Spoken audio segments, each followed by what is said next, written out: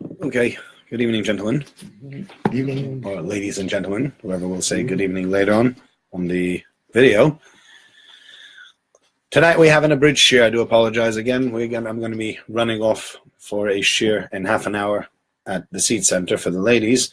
So I would like to discuss briefly an idea on the Parasha and maybe an idea on the Hagaddah as well. So let's get started with the idea on the Parasha. This week's Parasha, it's sometimes very difficult to come upon the right ideas for it. Karbonos, hi David. Karbonos are the kind of thing that often don't inspire people to the greatest observance or to have the greatest things to be learned from it. It's a bit difficult when you read about offerings. A, they feel distant. Hi, sorry. A, they feel distant. B, they feel like we don't really understand them. It's just difficult. The whole thing seems very, very difficult. And which is why I want to discuss one point over here that I thought that was a very, very beautiful point. And that's the following. I read this 2 nights ago in a sefer. We're talking about a specific carbon, a specific offering, and then the verse says the following. We are on page 554 in the Art Scroll Chumashim, if you are in your Art Scroll Chumash, and you will find the following in chapter 3, verse 16. Viktiram hakohen hamizbecha. The kohen should bring them onto the mizbeach. He should actually offer them on the mizbeach. Lechem ishe l'reach nechoach. The food of the fire as a satisfying aroma. Kol chelev laHashem. All the choice parts for Hashem. Okay, that's what he brings up. And then he finishes off. This is a chok, which is a rule that doesn't really have a logic behind it. All the places that you live. You cannot have any chelev or dam. You cannot have any fats, forbidden fats, and you cannot have any blood. The forbidden fats are taken off by a special person within the process called a minaker, or the Yiddish word for it is trebering. And if after they do that, then afterwards you can have the meat. Shmuley, you said your father was a shechet, right? Yes. Did he used to do them at Nikor as well? Yes. Or was that a separate job? No, he used to do Nikor as well. Yeah. In this country, actually, we weren't so clear on the Nikor, which is why we only eat the forequarters and not the hindquarters. Right? Fore not as in F-O-U-R, yeah, but rather forequarters, F-O-R-E, the front part of the animal as opposed to the back. Because they weren't sure where the Gid Anosha was, and they weren't sure where the Sfanim do eat it. Hi, Avril. No, just in the British Empire, they outlawed it. That's right. I think during Hertz's time, probably 100 years ago. I think so. Yeah, they outlawed it because they just felt that people didn't know what they were doing. And because they didn't know what they were doing, they just felt it was instead of subjecting people to a questionable piece of meat, they just outlawed that whole part of meat. What do we do in Israel then? I'm sorry? What do we do in Israel? In Israel, they say, obviously, that they have a Masorah. They must have some kind of tradition about how to do it and, what the right or the wrong way to do it is. And therefore, because they have a tradition and they do it that way anyway. They say, if they have a tradition, then that's what we do. It's interesting. I was just listening today to a shir by Rabbi Wein, and he was discussing the minhagim, different minhagim, and he mentioned that there's a sefer by the name of Or Zarua. Or Zarua is a famous sefer that was a very encyclopedic big sefer that was written in the 1200s, and he writes a lot about minhagim. And he says and at the time there was a lot of discussion whether people should keep certain minhagim or should not keep certain minhagim. And the Or Zarua was very, very strong on minhagim, and he wrote the minhag in this minhag here was this, minhag here was that, and he defended it by saying even when sometimes the minhag, the custom seemed to go against something which the Torah writes, he still defended it in saying, well, listen, our forefathers, they weren't ignoramuses. They weren't people that didn't know what they were talking about. And so therefore, if they did it, there must be obviously a reason why they did it. And therefore, why should we start second guessing the older generations and saying that they really didn't know what they were talking about, they didn't know what they were doing? We shouldn't really do that, right? That is what the Or Zarua said. However, he didn't mention Rabbeinu Tam. Rabbeinu Tam is one of the most famous Baalei Atosos. He's a grandson of Rashi, one of Rashi's daughter's sons, Rabbeinu Tam. And this Rabbeinu Tam, is one of the biggest, actually, poskim that we have, one of the biggest Tosafos that we have. He comes up in almost every second or third Tosafos within the Gemara and the entire Babylonian Talmud. And he says the following. He says, Minag, well, he doesn't say Minag Shminag, but he said something much stronger. He says, you know what the letters, if you jumble the letters of Minag, spell out as well? Gehenna. Wow, right? That's the first time I've ever heard that today also. The word minag and the words Gehenna have the same letters. And he says, just because it's a minag, just because it's a custom, if it goes against halacha, then it goes against halacha. There's no way of saying, yeah, but we've always done this. So, it's called the olam goylam, sometimes they call it in the Yiddish. The olam, meaning the everybody around, goylam. They are not always, and they know everything the right thing to do. Not always are they doing the right things, and therefore we have a discussion about minhag. So yeah, as you said, in Israel they don't eat these fats. Here in this country, in Israel they do eat them, and in this country we don't have these fats. But I want to discuss really another point, and this is a very, very beautiful thing, and I think it's a very important thing. And that is, when we look at Kol Chelav Hashem, in this instance, it means all the best parts of the animal went up on the altar or brought to HaKadosh Baruch Hu. But I saw this in the Sefer by Rav Yaakov Galinsky, I can't remember whom he quotes, but he says the idea should not only be limited to karbonos. The idea should not only be limited to offerings, right? I remember, for example, we had this discussion, and you can have this in many different ways. When we were in school, right? So we had school. So when I grew up, I went to school like King David. It was a very, let's say, secular, open school. It was mixed. I was at a mixed class until the age of 14. The people that sat next to me, not all of them were religious, and some of them, nobody was anti-religious, but some of them were outright not religious at all.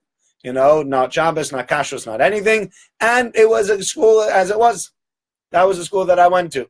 And then in the evening, or in the afternoon really, about starting from 3 o'clock, I used to go to Cheder, and I went from Cheder to Cheder from about 3:30 to 7 or 7:15. And the question always became, what happens, and the Rebbe always used to go mad about this. Let's say, let me ask you a question, you had a doctor's appointment. When do you schedule your doctor's appointments? Is your doctor's appointment scheduled during school time? Absolutely. Or is your doctor's appointment scheduled during Cheder time? Yeah? And oftentimes, the doctor's appointments were scheduled during Cheder time. And the Rebbe always used to say, I don't understand. You have an entire day. You have to choose and he used to get very upset because he felt it was giving over a certain attitude. And what was the attitude that came with it? If something has to go, what's the first thing to go? Cheder. Yeah? Do you know what I'm saying? I got a funny story about Yeah, go on, Alan. I'll listen to you. When I was a youngster, Yeah. I must have been about 5, it was wartime, there was blackouts. Yes. Bar was closed early. Right. We went straight from school to Cheder, Balkans, it was like 4 o'clock till about 7:30, but Yes. the home was 8 o'clock. Yeah. Mother wanted to take for a haircut. Yes. She asked Rabbi Balkan, can I go out? No. You can't take him out from school, you can't take him out from Cheder. Well, that's how, yeah, you can't take him out from school, you can't take him out from Cheder. That's how yeah. But that's how someone like Rabbi Balkan would have seen it, because Rabbi Balkan says, why am I any less important? Why is my teaching any less important? If you say, well, in the end of the day, I look sometimes at what's going on with my kids. If they missed one day in maths lessons, nothing worse should happen. They can usually catch up that one day. It's not that every day they advance one step further, and so that the next day they'll be so confused that it's impossible for them to catch up. Yes, I mean, if there was a day where they were learning something brand new and they missed the first day and they missed the introduction to it, yeah, you'll struggle sometimes to teach your children what they need to know. True.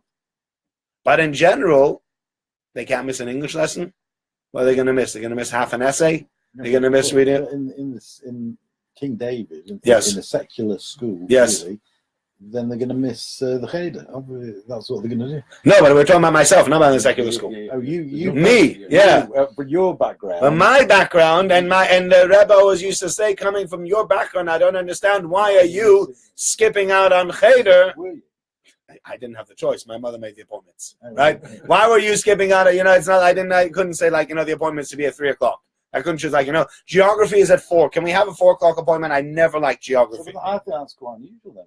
from Pardon? because you were from an observer. Okay, that's true. But my mother was very into. My mother came from a German background, so they take education very seriously. Education in Germany is like extremely serious, right? And so they're all the rabbis had doctorates as well. In Germany Herabino doctor. Herabino doctor was very, very normal to have a Herabino doctor. It was almost the standard thing to be a Herabino doctor, and that's the interesting thing. But he's saying, Kol chaylev Hashem, the best that you have really goes to HaKadosh Baruch Hu. Similarly, what's the first thing to go sometimes? Oh, I have an appointment. All right, well, we won't go to Mincha today. Right? Sometimes you have that, right? Now, if you can rejiggle your schedule and daven Mincha later, great. But oftentimes you can't rejig your schedule. So then what happens? One of the first things to go is always Mincha. Right? I know lots of people. It's not, well, I'm not pointing the finger here at one specific person. This is in general, people will say that. Or you have an appointment in the morning, then Shachris goes, or you have something else on, or, there are lots of things. You have a shir, but you have something else going on. I have a simcha, I have a shiva house, I have a this, I have a that. Very often, the first thing and the least set thing in your schedule is davening, learning, whatever else it is. And I'll give you one last example, and then we'll move on to what I wanted to say about the Hagaddah tonight. There's one last example that we can give about this, and I find this also when it comes to money, right? I had this discussion with people once. I went in, this goes back now about a year and 2-3 months. I needed a new phone, and the shul said, yeah, we'll buy you a new phone, and they gave me the money, and I went into the car phone warehouse to buy myself a new phone. Because what I do normally is I don't get the phone on the contract. The contracts they give you are well overpriced. The phones they're charging you too much for the phones. I don't need the newest phones. Finished, you buy the phone outright for 100, 150 pounds, and then you move on and you get yourself a contract, and you pay a lot less over 24 months. Definitely. Okay? That's free advice from the rabbi. Okay? So, Martin Lewis, here you come. Yeah? So, if you look at Martin Lewis, by the way, he'll say the same thing. Martin Lewis also says, don't get yourself, because the phones basically that they're giving you a very expensive rate on the contract, and they're giving you a very expensive loan to get you to buy that phone. You don't need the newest iPhone, or you don't need the newest Android phone. You don't need I know, I said it. I'm sorry, I apologize. That was blasphemy. That was terrible. Not for me. No, that was terrible. I apologize, but you don't.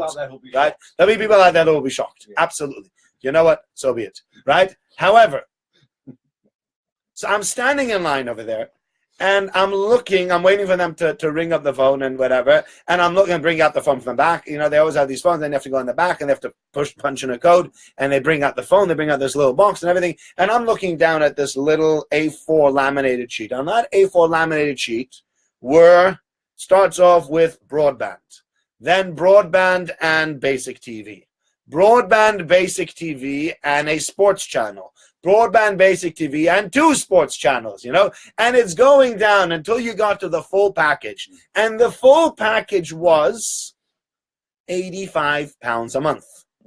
And I said to myself, £85 a month on TV and broadband. It's a lot of money. And that night I was sitting with 2 people in the community, and I'm not going to mention their names. I was sitting with 2 people in the community, and I was discussing the fact that I was at this shop, and I was looking at this list, and it was 85 quid a month for broadband and TV. And they both said, we probably pay over 100. And I said, wow. I didn't say anything, right? Because, okay, I don't have a television. And again, it all depends on the way you're wired. Sorry, no pun intended. But, But £85 a month. I spend £85 on a lot of other things. Halavai, I could say I was saving £85 a month. If I could put that aside into an account, I should tell my wife every month, this £85 is for the fact that we don't have a TV. It's going in a savings account. Don't think that works. Yeah, but I said, and they said, one of them said to me, they might be spending somewhere around £120. That was £120 a month on TV and broadband. Yeah, you get the special movie channel, and then your wife wants this channel, the cooking channel, and you want the sports channel, you want all this, you want to watch all the football games, and you watch them live, and you want them in HD, you don't want them in regular TV, etc., etc. And you start adding and adding and adding, and suddenly you end up at 120. And he says, I said, well, why don't you do it in cheaper? He says, anything you take away, that it's only going to make £2 difference here, £2 difference there. There's not even a point. They've structured the whole thing in a way that it basically is not even worth taking away anything from it. Whatever. The point is not so much about that, but the point is people will spend £120 a month on the television, which means they are spending in the region of 1,500, spending over 1,500, because then they have to also pay for a TV license. Putting it together, on television and broadband a year, they are spending £1,500 a year, right? Are those same people giving £1,500 a year to charity? I don't know. Maybe they are, maybe they aren't. I'm not pointing fingers again, because I don't know. They might be giving much more, they might be giving tons more. What I'm saying is, when you come to them to people and you say to them, would you be willing to give me £100 for a certain charity? Rabbi, that's a lot of money. And then you say, yeah, but you spend £120 on TV every month. Well, that's different, right? Why is that different? The difference is, because it matters to you. Because they want it, right? And so therefore, because they want it, they will spend that kind of money. They might not want to give charity. So you come at them and you say, would you give me a tenner? Yeah, I'll give you a tenner. Would you give me 100 quid? No. Right? But that's going back to the same idea. Kol chelev l'Hashem. If you're willing to spend so much money on yourself, how much are you willing to spend on Hashem? How much are we willing to give God? Yeah? When the pushka comes around, you put your finger in your pocket and you go, £2, pound, 50p, 2 pennies.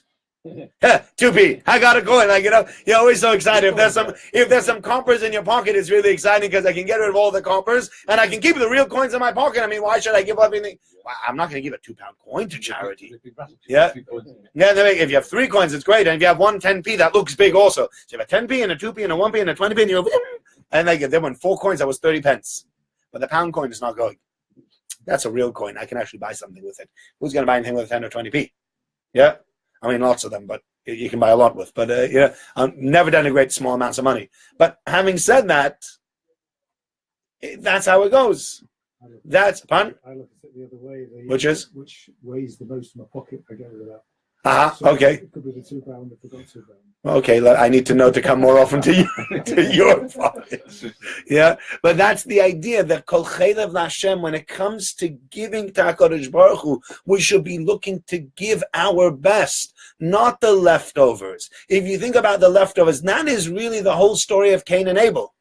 Cain brings his garbage. And Hevel says, that's a good idea. I can bring something to God. And Hevel brings his best sheep. And God accepts Hevel's korban, doesn't accept Cain's korban. Cain's very upset. This was my idea. And Hashem says, yeah, but I don't need your rubbish. I don't need the good stuff either, but at least the good stuff shows that he wants to connect with me.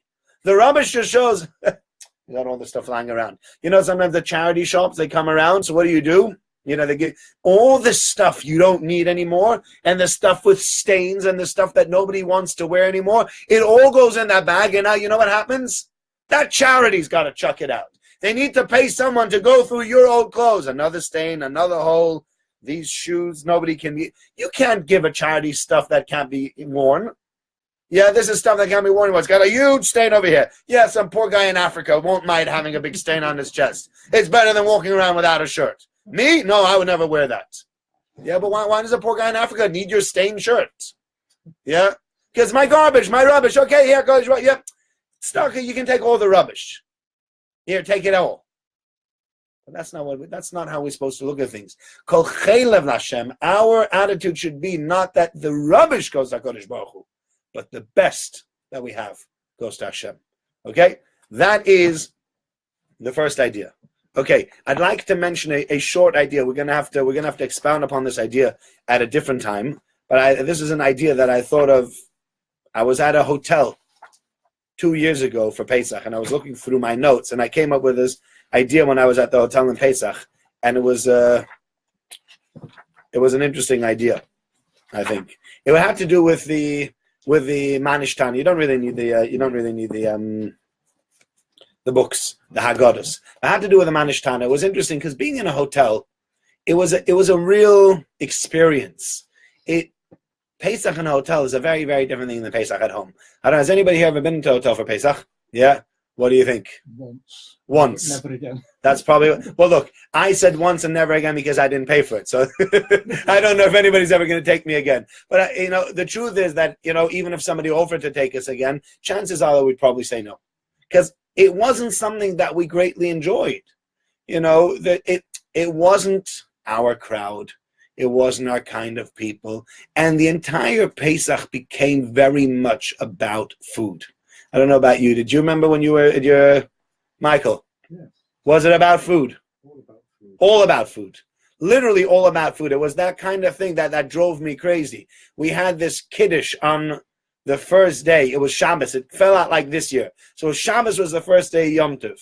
So we had davening. After davening, we had a kiddush out on the grass. It was a beautiful kiddush set out with fish and with salads and with matzah if you wanted to wash. And that was about 11:30. Okay? At 2 was lunch. Yeah? You might say to yourself, why do you need lunch when you've already... So, okay, they were trying to do Shalosh Shudas. You sat at lunch after having eaten already at 11:30. You washed again, knowing that you had a Seder again coming tonight. You washed again, and people ate, and they had this and that. And at one point or another, about 3:15, they had run out of cholent. And somebody said... They started complaining. Somebody walked over and says, excuse me, you've run out of cholent. Oh, I'm sorry, we've run out. How could you run out of cholent? I'm thinking to myself, goodness me, it's 3:15. This is not like a serve. This has been a buffet lunch. It's been going on for an hour and 15 minutes. You ate at 11:30. You've had enough cholent. Calm down. That's what became. And so I gave a shir at the time. They asked me to give a shir for the ladies. One of the women came over, somebody from Manchester actually, asked me to give a shir for the ladies. And I did. We gave a shir for the ladies. And it was, Baruch Hashem, a few women, include my wife, but a few other women said, it's been so much about the food here that we're so happy you gave a shir. It gave us some form of normalcy. It gave us some form of Yiddishkeit. We felt connected. We felt at least, look, thank God, we're also going to have some kind of Judaism. Because until now, well, it's been Fresism. That's all it's been. We've eaten and we've eaten and we've eaten, and then we ate some more, right? And then there was also 24-hour coffee and tea and cake on demand. So when you weren't in the room, you'd sit in the lounge drinking coffee and eating cake. This Pesach cake that never fills anybody. You push it down, you have to you need a plunger to get it down because it gets stuck in your throat as you're trying to swallow it. That stuff. Yeah? And they ate and they ate and they ate. This sounds like a great. Oh, where was it? Milano Maritima. It was beautiful. It was a beautiful place. The hotel was nice and, the food was very, very good, et cetera, et cetera. I'm starting to run out of time. But the main point that I wanted to say, because I'm about to speak about this anyway, and we're going to have to maybe pick up on this next week, is that Pesach, the preparation for Pesach, sometimes the entire Pesach, has become so much about the Gashmis, so much about everything around and around Pesach, that we've forgotten what Pesach is really there to do. We're so busy blowtorching our kitchens that we don't realize that we're supposed to be feeling free. We're so busy buying all the most expensive matzahs that we don't realize that freedom is not having the most expensive matzah. We just get too busy. And it's time to take a step back and to rethink Pesach. Because if you don't rethink Pesach, then you end up with a Pesach that becomes just all about food and cleaning and keeping on top of your kids and babysitting and watching your kids or your kids coming to you or whatever it might be. And that's not Pesach. Pesach is so much deeper. What is it? Tune in next time. How did you do Sedarim? Is it each one individual? No, so we had a separate room, but they did Sedarim that was in the big dining room, and everybody had to do the Seder at the same time. It was not nice. It's not nice to do a Seder in a big room, in a community. They had one or two bigger rooms for the bigger families that they gave away, that they allowed different. We had a big group of people. We're about over 20 people. But, in general, then if you have 3 or 4, you just sat around a table, and there was lots of noise going on in the background. They'll go, that's how it had to go. Anyway, I need to get going. Thank you very much for coming. Thank you for joining us live. And, please God, we'll see you next week.